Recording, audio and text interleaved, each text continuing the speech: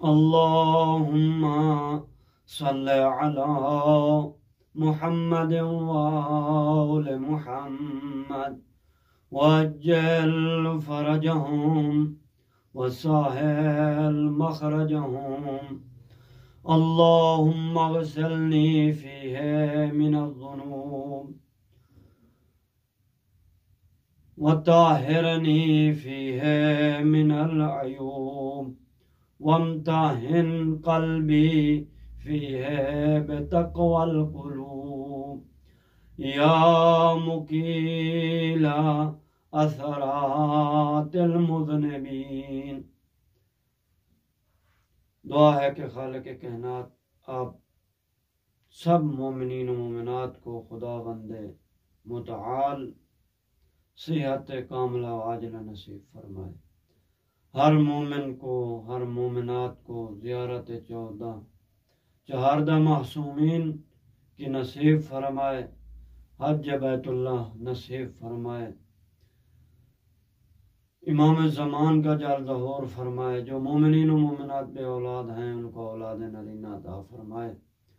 تو میرے محترم سامعین، ہمارے اس ملک پاکستان کو ترقی نصیب فرمائے، امن نصیب فرمائے، حقیقی حکمران نصیب فرمائے۔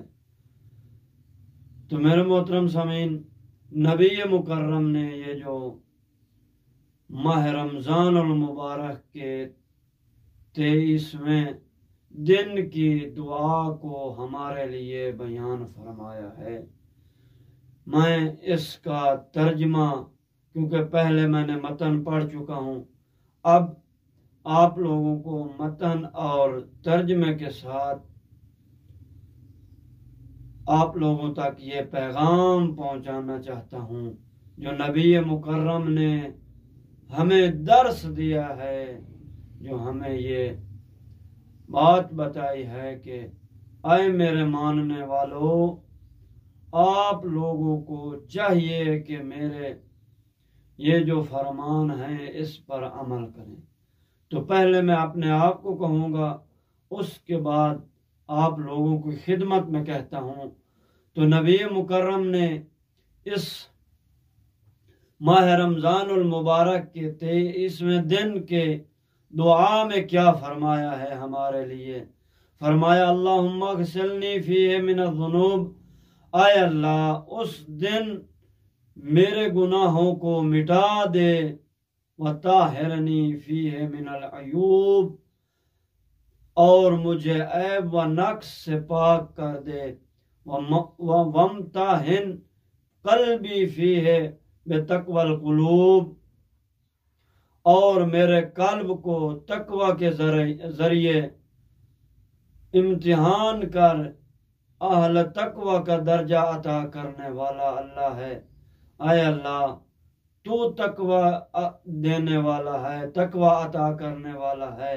یا مقیل اثرات المذنبین، اے گناہوں کی لغزشوں کو، خطاؤں کو معاف کرنے والا۔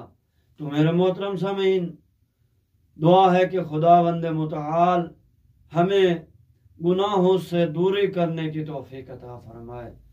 دعا ہے کہ خالق کائنات ہمیں ہر عیب اور نقص سے پاک ہونے کی توفیق عطا فرمائے۔ دعا ہے کہ خالق کائنات ہمیں تقوی جیسی سعادت نصیب فرمائے، ہر اس آزمائش اور کامیابی جو خداوند، ہر اس آزمائش میں ہمیں خداوند متعال